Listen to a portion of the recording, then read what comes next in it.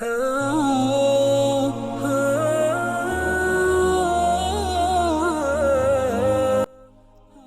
ایوب ایک نبی تھے جنہیں اللہ نے بے حد برکت دی تھی۔ وہ مضبوط اور صحت مند تھے۔ ان کے پاس زمین کے بڑے بڑے پلاٹس، وافر مویشی اور ایک نیک اور خوبصورت کنبہ تھا۔ وہ ایک کمیونٹی لیڈر بھی تھے جس کا ان کے لوگوں نے احترام بھی کیا اور ان سے پیار بھی کیا۔ اپنی حیثیت اور دولت کے باوجود حضرت ایوب کبھی بھی غروری نہ ہوئے۔ وہ ہمیشہ عاجز تھے۔ انہوں نے آسانی سے محروم افراد کی مدد کی اور ان کے ساتھ برکت پانے والی ہر چیز پر اللہ کا شکر ادا کیا۔ ایک دن آسمانوں میں فرشتوں نے زمین پر رہنے والے بہترین انسانوں کے بارے میں گفتگو کرنا شروع کر دی۔ ان میں سے ایک فرشتے نے کہا، آج زمین کی بہترین مخلوق ایوب ہے۔ وہ ایک عظیم کردار کا آدمی ہے۔ وہ صبر دکھاتا ہے اور ہمیشہ اپنے سخاوت مند رب کو یاد کرتا ہے۔ وہ اللہ کے نمازیوں کے لیے ایک بہترین ماڈل ہے۔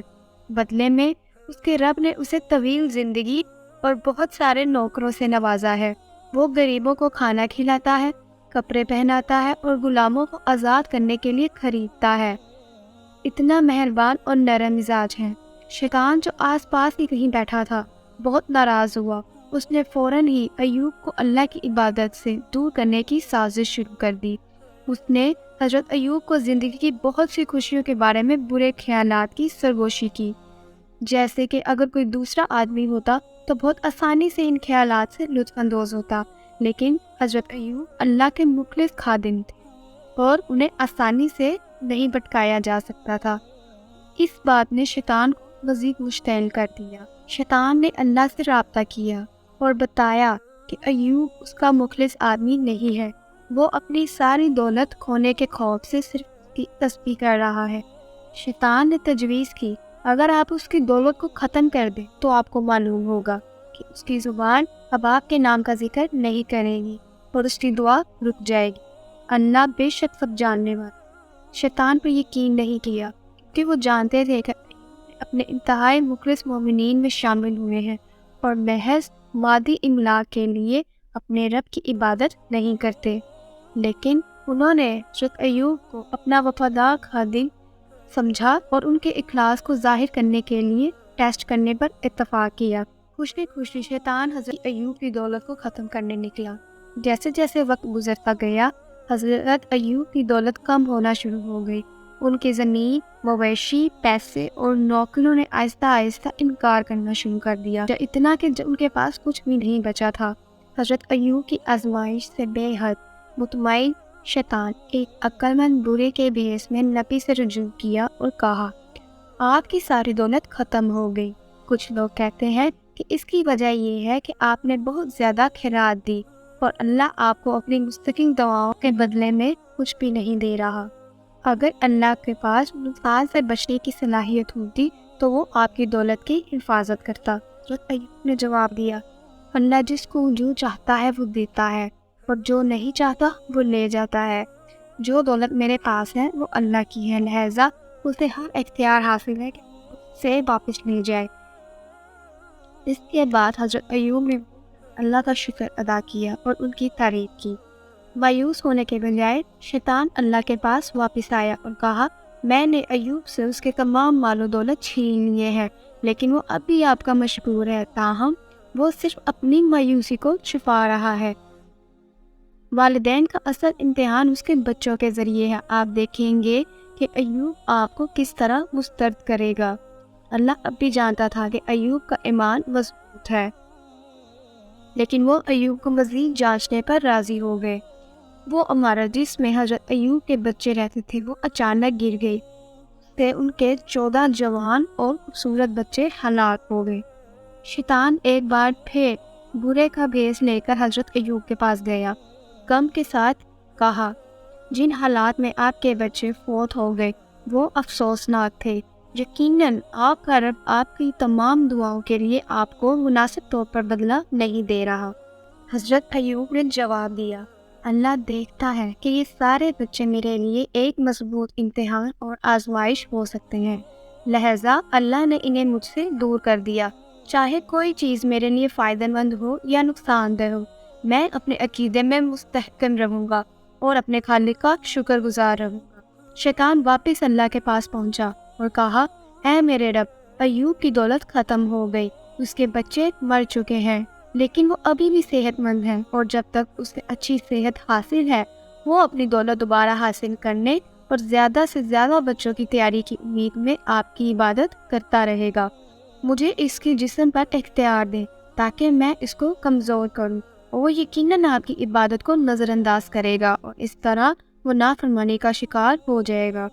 اللہ نے ہدایت دی، میں آپ کو اس کی جسم پر اختیار دیتا ہوں، لیکن اس کی روح، عقل یا دل سے نہیں، کیونکہ جگہوں پر میرے مذہب کا علم رہتا ہے۔ اس کے فوراً بعد ہی حضرت ایوب کی صحت خراب ہونا شروع ہو گئی۔ اتنے بیمار تھے کہ جسم کی جلد ان کے پٹھوں اور ہڈی کو ظاہر کرنے لگ گئی۔ لیکن جیسا کہ اللہ نے ہدایت کی تھی کہ صرف 2 اعضاء جو ان کے جسم میں کام کرتے تھے، ان کی زبان اور دل پر اختیار نہیں ہوگا، جسے وہ اللہ کی تسبیح کے لیے استعمال کریں گے۔ حضرت ایوب کو شدید تکلیف ہوئی، لیکن انہوں نے کبھی بھی اللہ پر اپنے اعتقاد پر شکایت کرنے یا غلطی کرنے کی اجازت نہیں دی۔ شہر کے لوگوں نے بحث کرنا شروع کی، اگر ایوب ایک اچھا شخص ہوتا تو اللہ اس کے ساتھ یہ کام نہ کرتا، اور آخرکار ان کے رشتہ داروں، دوستوں اور ہر ایک جو ایوب سے پیار کرتے تھے انہیں چھوڑ کر چلے گئے، سوائے ان کی پیاری بیوی رحمہ کے۔ حضرت ایوب برسوں اپنی حالت میں مبتلا رہے۔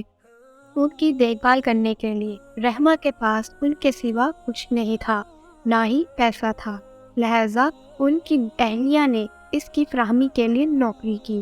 لیکن شہر کی عوام نے رحمہ کو زیادہ دیر تک کام کرنے کی اجازت نہیں دی، کیونکہ انہیں خدشہ تھا کہ وہ انہیں اپنے شوہر کی طرح ہی بیماری سے دوچار کر دے گی۔